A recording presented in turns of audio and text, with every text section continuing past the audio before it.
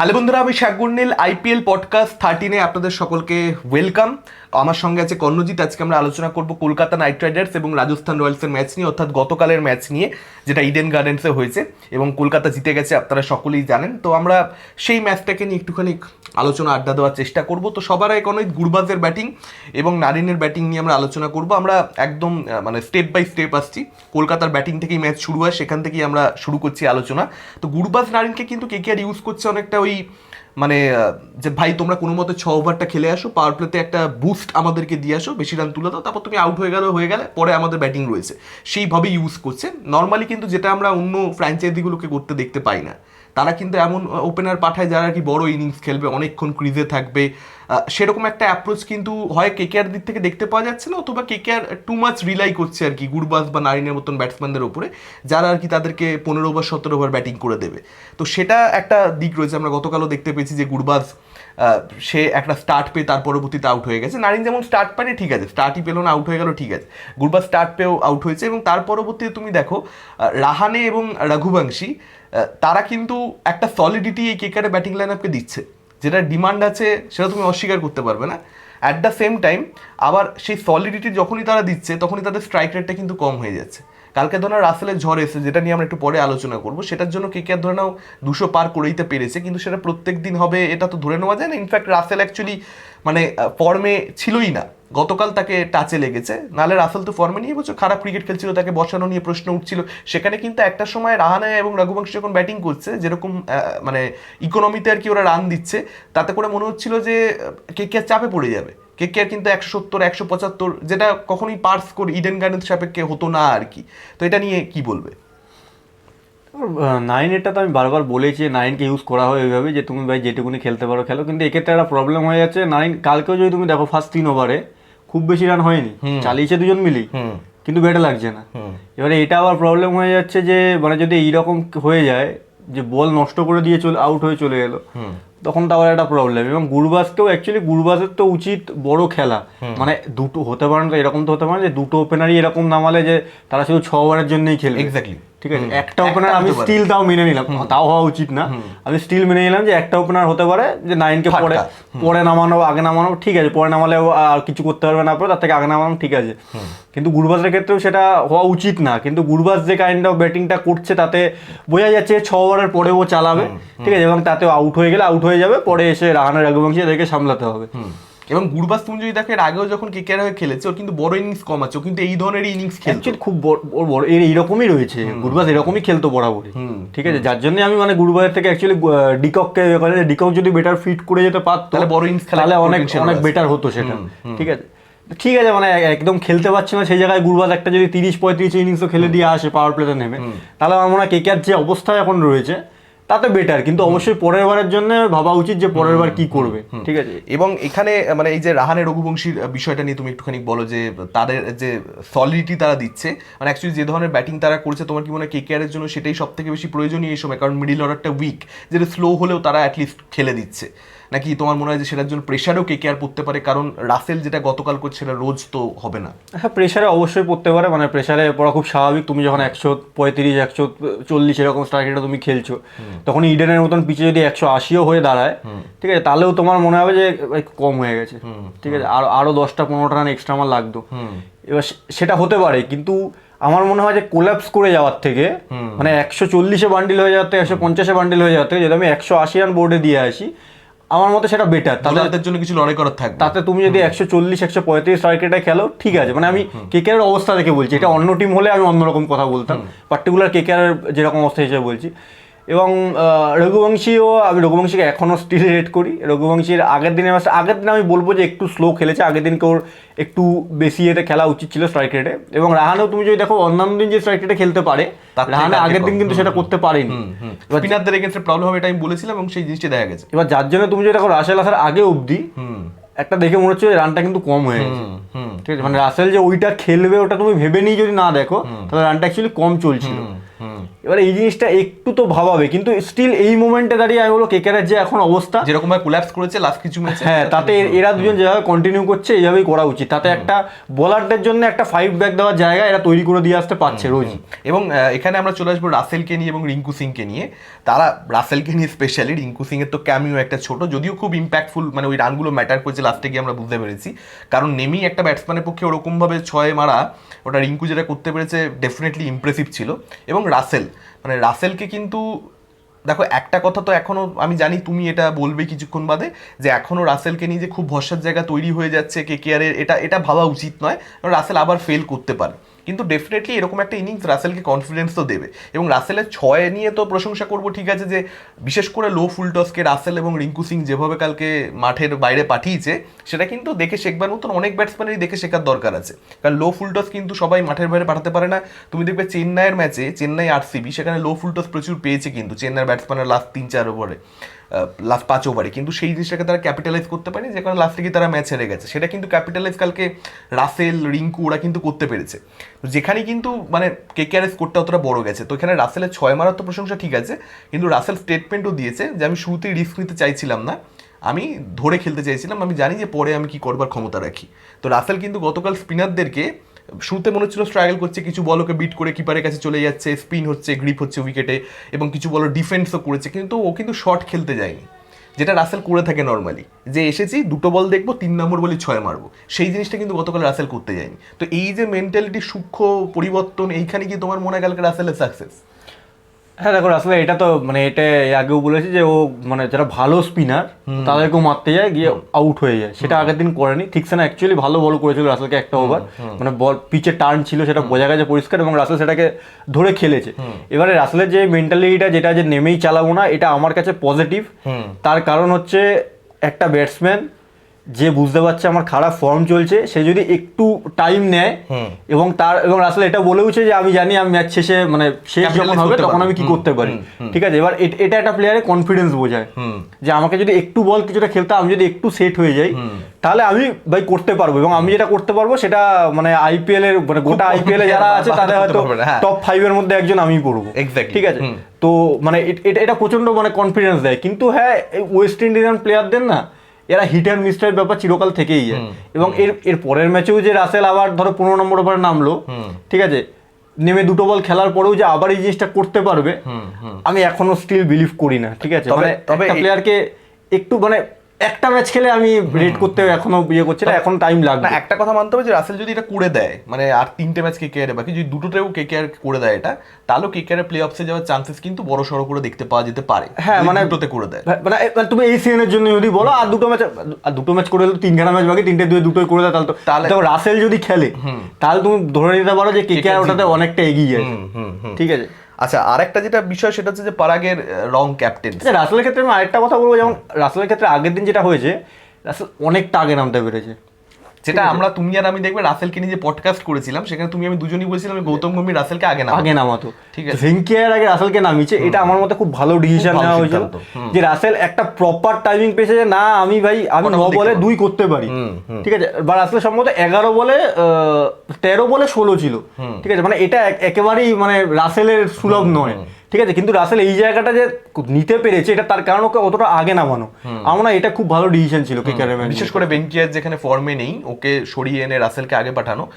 আর আমার মনে হয় অ্যাকচুয়ালি এটা কেকেআর না কন্টিনিউ করা উচিত, যে রাসেল ধরে নাও কথার কথা আমি বলছি 8 ওভারের মতো 3 উইকেট পড়ে গেল, কথার কথা, তাহলেও রাসেলকে পাঠিয়ে দাও, ওকে 20 ওভারই থাকতে হবে না, 14-15 ওভার অব্দি থাকুক, তারপর আউট হয়ে যাক। কিন্তু সেই 5-7 ওভারে মিডল ওভার্সে যেখানে রান করা সবচেয়ে বেশি টাফ হয়, সেখানে যা ও করে দিতে পারবে। অ্যাকচুয়ালি কেকেআর অন্যান্য ব্যাটসম্যানের যা ফর্ম, তাতে আমার মনে হয় ওইখানে দিয়ে দেওয়াই বেটার। বেসিক্যালি রাসেলকে 7 ওভার 8 ওভার ক্রিজে থাকতে হবে, সেটা শুরুতে থাকুক, শেষে থাকুক, মাঝে থাকুক। এবং যদি একটা প্লেয়ার নিজে বলে যে আমি চাইছি প্রথমে কয়েকটা বল খেলতে, তাহলে তো ডেফিনেটলি তাকে পাঠানো উচিত। বিশেষ করে রাসেল যেখানে চ্যাম্পিয়ন ক্রিকেটার কেকেআর, গৌতম গম্ভীরের পরে হাইয়েস্ট রান গেটার সে কেকেআর ফ্র্যাঞ্চাইজির জন্য।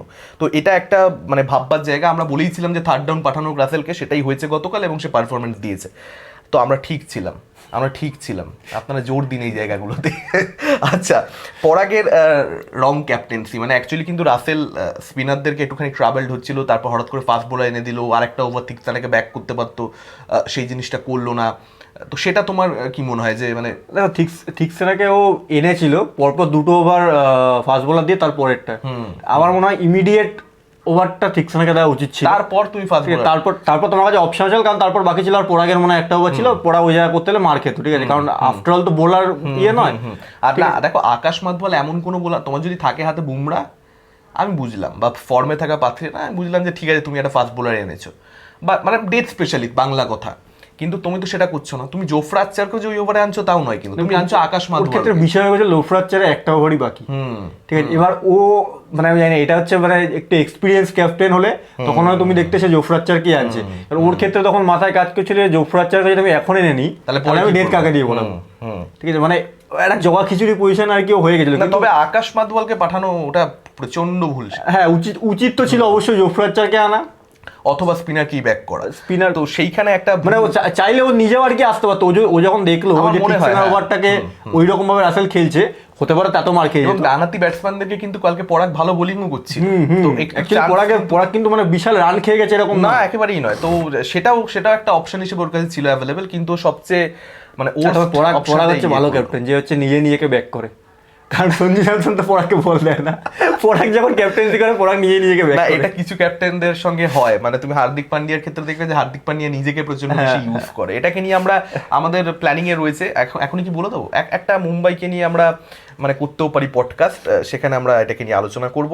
আচ্ছা, নেক্সট বিষয় হচ্ছে যে রাহানের ফিল্ডিং, বৈভব সূর্যবংশীর যে ক্যাচটা, বৈভব সূর্যবংশী এরকম ফর্মে রয়েছে এবং ও যদি 6 ওভার থেকে যায় তাহলে কি করতে পারে সেটা আমরা সকলে জানি। জয়সওয়াল ও দুজনে যদি পার্টনারশিপ করে আমরা দেখতে পেয়েছি একটা ম্যাচে, সেখানে রাহানে দেখো শুধুমাত্র এই একটা পার্টিকুলার ক্যাচের জন্য রাহানের ফিল্ডিং নিয়ে বলছি না, গোটা সিজন জুড়ে রাহানে আমরা কয়েকদিন আগে একটা পডকাস্ট হচ্ছে লুকা মদ্রিচ, তো মানে রাহানের ফিল্ডিং নয় হাইলাইট হয় না, বাদ বাকিতে যেরকম হাইলাইট হয় রাহানেরটা, কারণ ও নিজের মতন আসে কাজটা করে চলে যায়, মানে কারণ ও অ্যাকচুয়ালি হচ্ছে অর্থোডক্স ফিল্ডার, হ্যাঁ যে বেশি অর্থোডক্স না তার এফোর্টটা দেখা যাবে না, মানে কঠিন কেউ এত ইজিলি ধরে নেবে, ঠিক আছে, তোমার মনে হয় ঠিক আছে এটা তো ধরে নিতেই হবে, এটা ওটা অন্য কেউ ধরলে মনে হয় বাবা কি বিশাল ক্যাচ নিয়ে, সেটাই অ্যাকচুয়ালি কালকের ক্যাচটা সেরকমই ছিল, একদমই তাই, ঠিক আছে, কালকেরটা অ্যাকচুয়ালি কঠিন ক্যাচ ছিল, অতটা দৌড়ে কভার করে পিছনে ক্যাচ ধরা, হ্যাঁ দেখাচ্ছিল পরে যেতে, সেখানে ওরকম একটা ক্যাচ এক্সট্রাঅর্ডিনারি।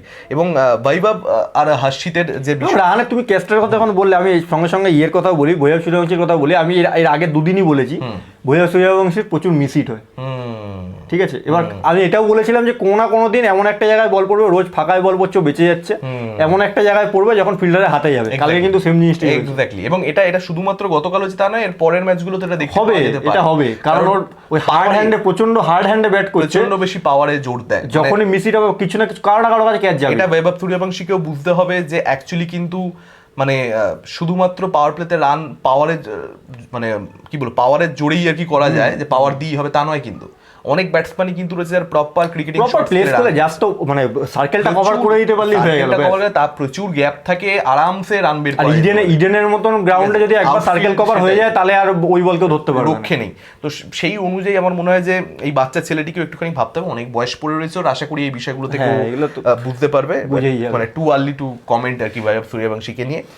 আচ্ছা, আর একটা বিষয় হচ্ছে যেটা দেখতে পাওয়া গেছে গতকাল পাওয়ার প্লের মধ্যে বৈভব আর হর্ষিত তারা কিন্তু অ্যাকর্ডিং টু দ্য প্ল্যানিং রাহানের যেরকম ফিল্ড চেয়েছে বোলাররা সেই অনুযায়ী কিন্তু বোলিং কালকে করেনি, সেইটাও কিন্তু পরিষ্কার ধরা পড়েছে। তো সেইটা একটা জায়গা যেটাকে নিয়ে ভাবতে হবে, কারণ এটা গতকালের ম্যাচে হয়েছে ঠিক আছে চলো জিতে গেছে কোনো মতে কেকেআর, কিন্তু যদি এটা চলতে থাকে এবং আগামী 3টে ম্যাচ হয় তাহলে তো এবছরের মতন অ্যাটলিস্ট মানে হয়ে গেল, কারণ পাওয়ার প্লে একটা খুব ক্রুশাল জায়গা, সেখানে তোমার ক্যাপ্টেনের সঙ্গে সিঙ্কে থাকতে হবে বোলারদেরকে, সেইটা একটা কিন্তু ইস্যু হয়েছে আমার মনে হচ্ছে এই জায়গাতে।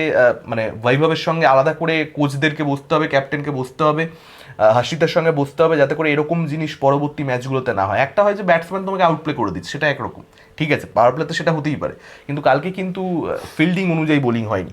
আর যেটা বিষয় সেটা হচ্ছে যে মঈন আলীর বোলিং কালকে আমরা দুটো কন্ট্রাস্ট দেখে ফেলেছি, একদিকে হচ্ছে যে অসাধারণ বোলিং, আর একদিকে আমরা দেখতে পেয়েছি হচ্ছে যে একেবারে 5টা 6।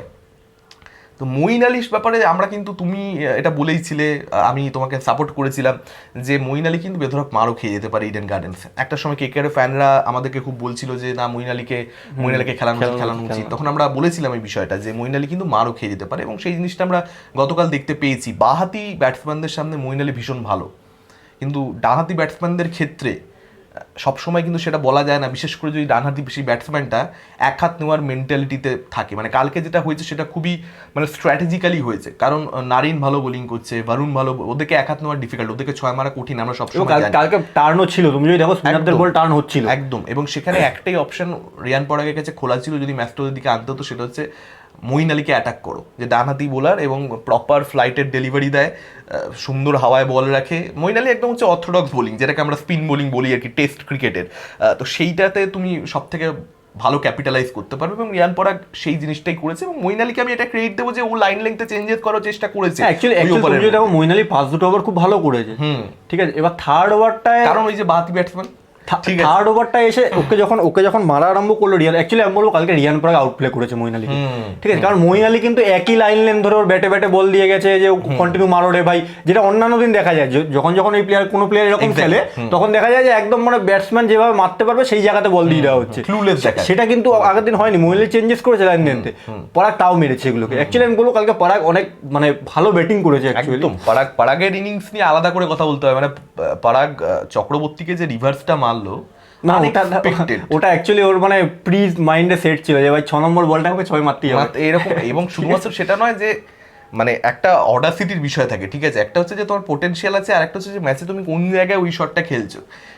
যেরকম ভাবে ফেসেছিল রাজস্থান রয়্যালস কালকে, সেখানে ওরকম একটা শট বরুণকে খেলে দেওয়া। অ্যাকচুয়ালি তুমি যদি দেখো পরাগ কিন্তু নামার পর থেকেই অ্যাকচুয়ালি ওদের অবস্থা খারাপ ছিল, পরাগ যখন নেমেছে ভালো অবস্থা খারাপ ছিল, ও কিন্তু তখন থেকেই চেস করে যাচ্ছে কন্টিনিউ বলারদেরকে, ঠিক আছে। মানে ও চেয়েছিল যাতে প্রেশারটা কোনোভাবে বিল্ড না হতেও পারে, এবং একটা সময় অবধি করা সফলও ছিল, ও দাঁড় করিয়ে দেবে। এবার এদের পিছনের ব্যাটসম্যানরা এতই বেকার, ঠিক আছে, মানে হাসারাঙ্গা, ধ্রুব জুরেল কিছুই করতে পারছে না। আগের দিন সম্ভবত আগের ম্যাচটা সম্ভবত আর্চার মনে হয় 30 রান করেছিল। আমরা টিম প্রিভিউতে কোনো তবে গিয়ে 115 না 120 করেছি রাজস্থান রয়্যালস, মানে আর্চার 30 করাতে 120 করে একটা টিম, সেই টিম খেলছে কেন?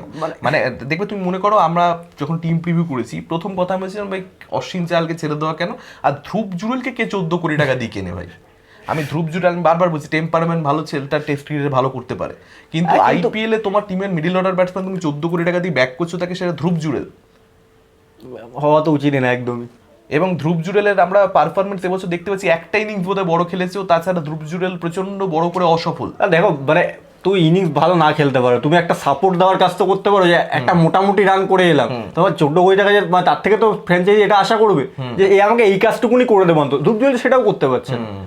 এবার অফ ফর্ম বা কি, কারণ ওর বিশাল ফর্ম, আগের বছর একটু ভালো খেলেছিল যার জন্য ওকে ইয়ে করা হচ্ছে 14 কোটি দিয়ে, কিন্তু তার আগে মানে ওর যে বিশাল ফর্ম, একেবারে বিশাল খেলতেও পারবে এরকমও কোনো আশা এর আগে দেখা যায় সত্যি বলতে। আর রিয়ান পরাগের ক্ষেত্রে এখানে আমি বলবো, রিয়ান পরাগ আপনারা জানেন আমাদের চ্যানেল নিয়মিত দর্শক যে আমরা প্রচন্ড যে রিয়ান পরাগকে রেট করি সেরকম ব্যাপার নয়, এবং করি না তার কারণ অ্যাকচুয়ালি কালকেও ভালো খেলেছে যাই জন্য বলা হচ্ছে, অন্যদিন খারাপ হলে কারণে বলা। রিয়ান পরাগকে রেট করি না তার কারণ হচ্ছে ওর মেন্টালিটি, ওর অ্যাটিটিউড, যেরকম ভাবে নিজেকে প্রেজেন্ট করে, অ্যাকচুয়ালি কিছু না করে অনেক কিছু করে ফেলেছে, এরকম একটা মেন্টালিটি নিয়ে, সেটা আমাদের পছন্দ নয়। তবে কি রিয়ান পরাগ একটা জিনিস তো 2024-এ বোঝা গেছে, কালকের ইনিংসে বোঝা গেছে যে পোটেনশিয়াল কিন্তু আছে। মানে যদি ও নিজের এই মাইন্ডসেটটাকে ঠিক জায়গায় রাখতে পারে, ওর হাতে কিন্তু এমন কিছু শটস রয়েছে যেগুলো কিন্তু খুব কম ক্রিকেটারের, মানে অ্যাকচুয়ালি 2024-এ কিন্তু ভালো খেলে একদম। রিয়ান পরাগ শট খেললে কি একটা তুমি দেখবে যে শট খেললে মনে হয় কি যে ভাই ভাই মানে, আর ওরা আমি দেখেছি ও না কাইন্ড অফ একটা হেলিকপ্টার টাইপের, ঠিক আছে, ট্রাই মারে, তুমি যদি দেখো না এমন। আমি বলছি রিয়ান পরাগ একটা এমন ব্যাটসম্যান যে না ভালো বলে এমন কিছু শট খেলে দেয়। এই যে মঈন আলী ওভারটা নিয়ে আমরা বললাম, এটা না মানে রিয়ান পরাগের যে কোনো বড় ইনিংস যেগুলো আর রয়েছে 24 সালে আপনারা দেখে নিন, ভালো বল করছে বোলার, সেখানে শট খেলে দিচ্ছে। এইটা কিন্তু একটা অদ্ভুত জিনিস যে ভাই খারাপ বোলিং হচ্ছে তবে মার পড়ছে, এরকম নয়।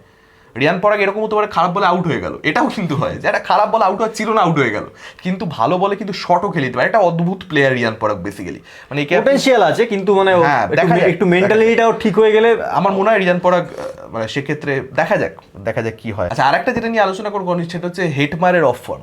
মানে হেটমায়ার কিন্তু তার যে পোটেনশিয়াল আছে সেই অনুযায়ী কিন্তু গতকাল পরাগ যা করে দিয়েছে, তারপর কিন্তু হেটমায়ারে বাকি কাজটা করে দেওয়া উচিত ছিল।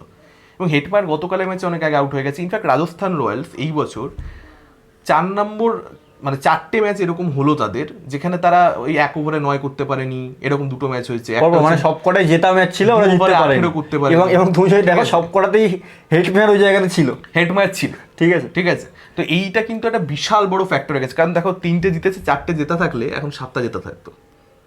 মানে একদম হেড ম্যাচ, তুমি পরিষ্কার বুঝতে পারবে যে হেড ম্যাচ যদি ডেলিভার করে দিত, যেটা করবার জন্য নুন, সেটা যদি করতে পারতো, তাহলে 7খানা জিতে এখন রাজস্থান রয়্যালস টেবিলে খুব উপরের দিকে থাকে। আর অ্যাকচুয়ালি যে ম্যাচগুলো খুব কঠিন ছিল, যেটা এরকম নয় তো আইপিএল ওই ম্যাচগুলো, আইপিএল ওই ম্যাচগুলো মানে হামেশাই জেতে লোক, একদম একদম সেইগুলো হেরেছে। কালকে হেড ম্যাচ যদি ক্রিজে থেকে যেত ওই সময়, তাহলে লাস্ট ওভারে 22-30 বাকি থাকে না, ম্যাচটা তো চলেই গেছিল কেকেআর হাত থেকে।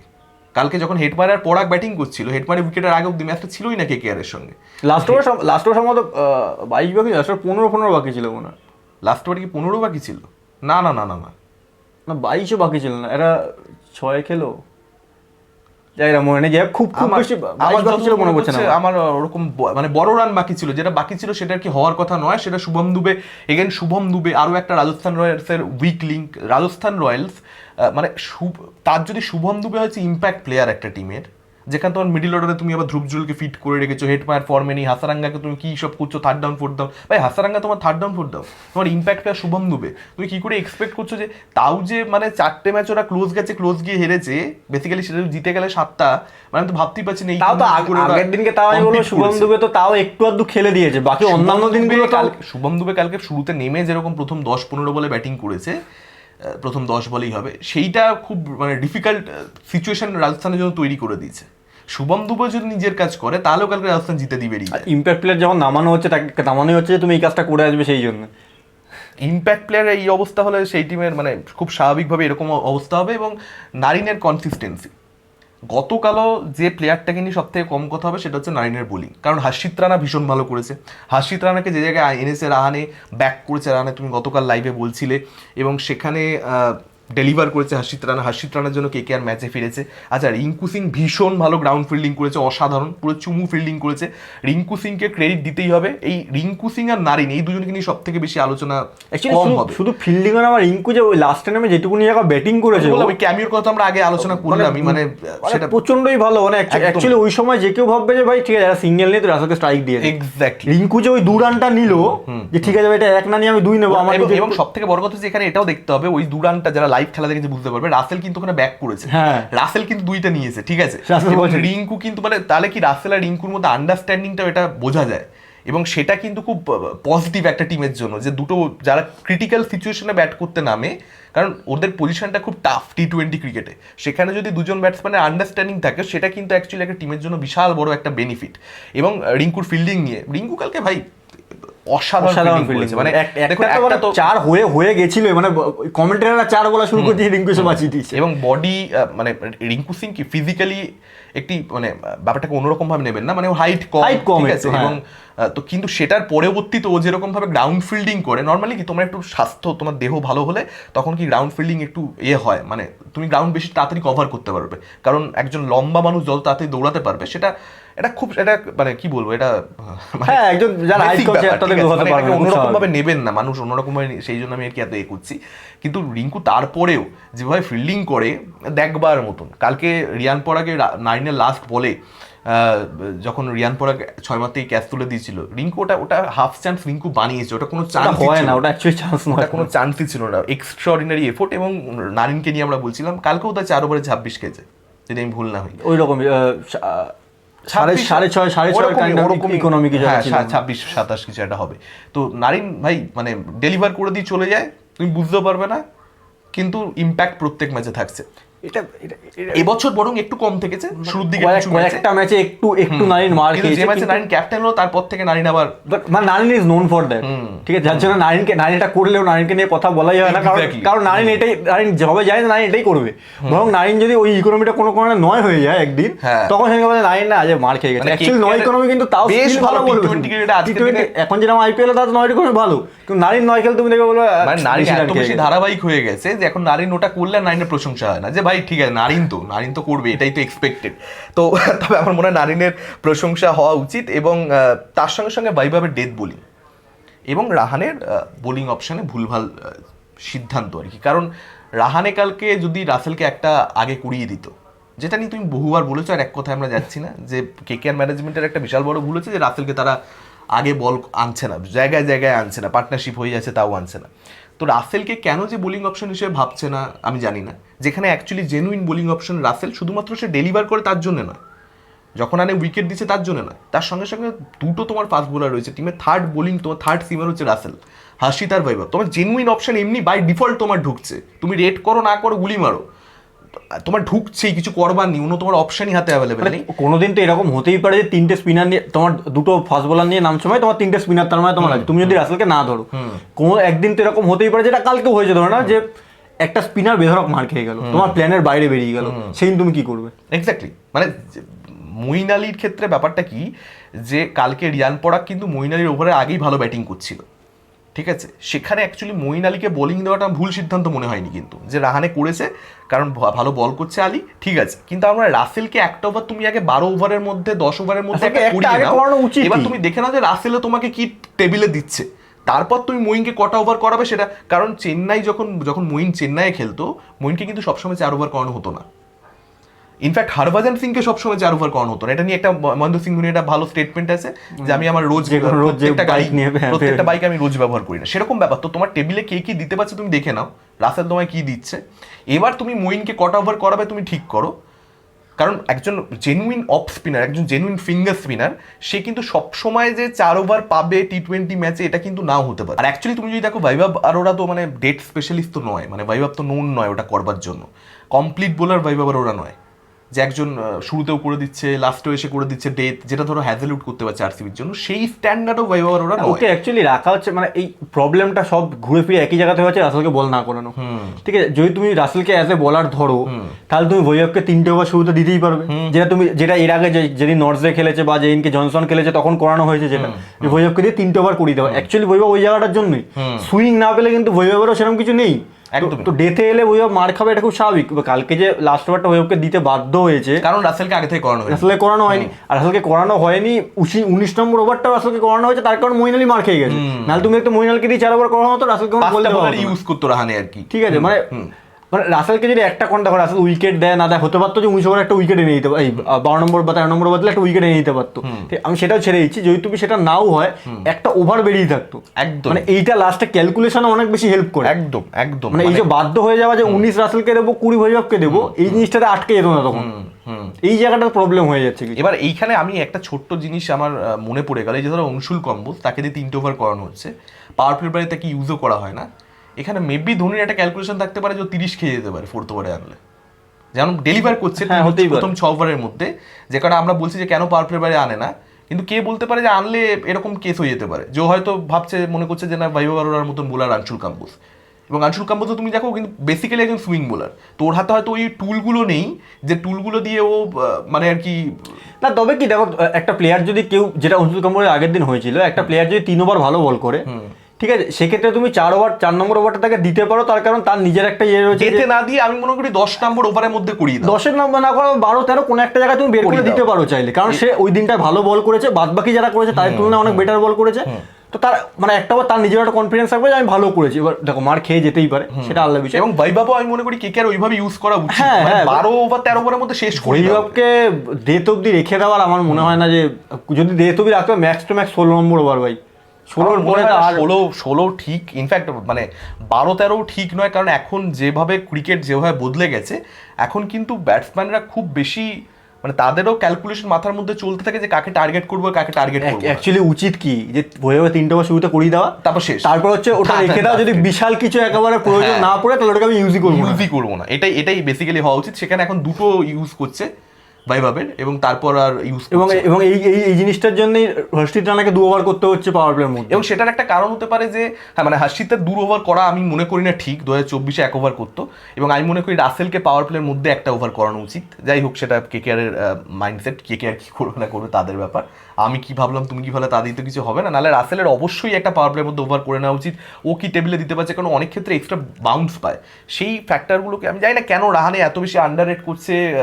আচ্ছা রাহানে না হয় নতুন এই এটাতে, বাকি তো কেকেআর এটাই ছিল না, মানে বুঝতে পারছি না যে কার সিদ্ধান্ত, কারণ ম্যানেজমেন্টের যে সিদ্ধান্ত হয়, ম্যানেজমেন্ট তো ভাই আগের বার তো রাসেল এত বল করেছে, এত উইকেট পেয়েছে, এই বছর হঠাৎ করে কি ম্যানেজমেন্ট বলবে যে না তাহলে ওকে দিয়ে বল করিও না? ক্যাপ্টেনের উপর কি তাহলে এতটা বেশি রিলাই করছে? যাই না, খুব বলা মুশকিল। রাহানে তুমি তোমার মতো করে টিম চালো, আমাদের কোনো দাবি নেই।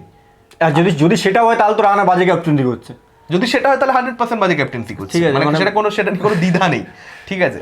কারণ বোলিং চেঞ্জেতে প্রবলেম হচ্ছে রানের দিক থেকে, এটা একদম পরিষ্কার। আজকের মতন এখানেই আমরা আলোচনা শেষ করছি।